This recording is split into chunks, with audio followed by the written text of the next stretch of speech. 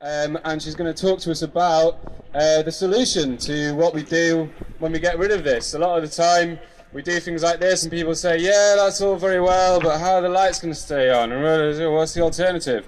Well, this time we've got plenty of brilliant alternatives that are just not being invested in because certain people want to keep their money. So, yeah, let's hear about the alternative. This is Marianne. Can we give her a cheer?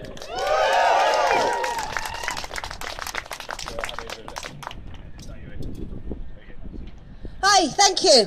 As I said, I'm Marianne Owens. I'm from the PCS trade union. That's the union that represents civil servants. And I'm very pleased to say that we are here to support this demonstration today, all the aims of this demonstration, and we're part of the Million Climate Jobs movement, and we're proud to be, as a trade union, to be part of that. And people often wonder why somebody from a civil service union has got quite so much to say about climate change. Well, there's a reason why he, as a trade unionist, has quite so much to say about climate change, and why my trade union has so much to say about it. And that's because climate change and the kind of pollution that we see from here and from Fran and from the other open cast mines that they were trying to open elsewhere in the valleys has a direct effect upon the working class people that we as a trade union movement represent. Now, a lot of trade unions, I know there are a lot that we've had discussions with over things like Fran in the past in the South Wales area. A lot of unions will talk to you and say, well, actually, why are PCS involved in these campaigns? You know, this is about our members' jobs, this is about their livelihoods. Well, actually, we think there's a very good reason for us to be involved. We know that there are alternatives to fossil fuel, and we think that there are other jobs that people could be given, people could do that were useful using the technologies that we've got.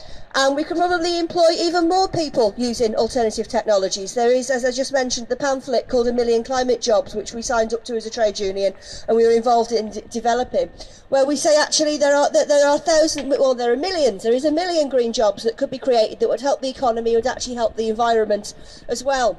But the problem we see is that it's all about profit, and people don't want to invest their money in those green energies because they would rather do what is easy and what is cheap. And I think this is another reason why the trade union movement and the working class need to be involved in these campaigns. If you go right the way back to the start of industrialisation in the 1830s, right the way back to the start of the Industrial Revolution, most of the mills and places where people worked when we started to have that industrialisation were powered by steam. Now that was done from rivers, and that was done with water wheels next to rivers. It wasn't done with fossil fuels. And the reason why they moved away from doing that and started to use fossil fuels to actually make the steam to power the mills and put them in factories was because it was easier and cheaper for them to get their workers there. They didn't have to build towns around streams with mills in. But also it meant that they could do things a lot cheaper in the locations. They didn't have to transport stuff. And this was about profit. And that was when they started to use fossil fuels. And from the 1830s onwards, you look at any of the writings that people like Engels made in the 1830s about the state of the health of the working class in Manchester, and they talk about the pollution that pumps out of the factories. It's all about what happens to poor people.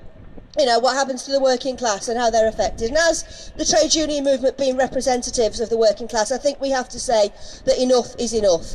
We're like 150 years after that now. We've got technology. We know what does and doesn't harm the environment. We know what we can do, and we know that it is probably easier and cheaper in some places, you know, to have renewables. You don't have to keep starting wars to dig oil out of the ground. You don't have to keep starting wars to dig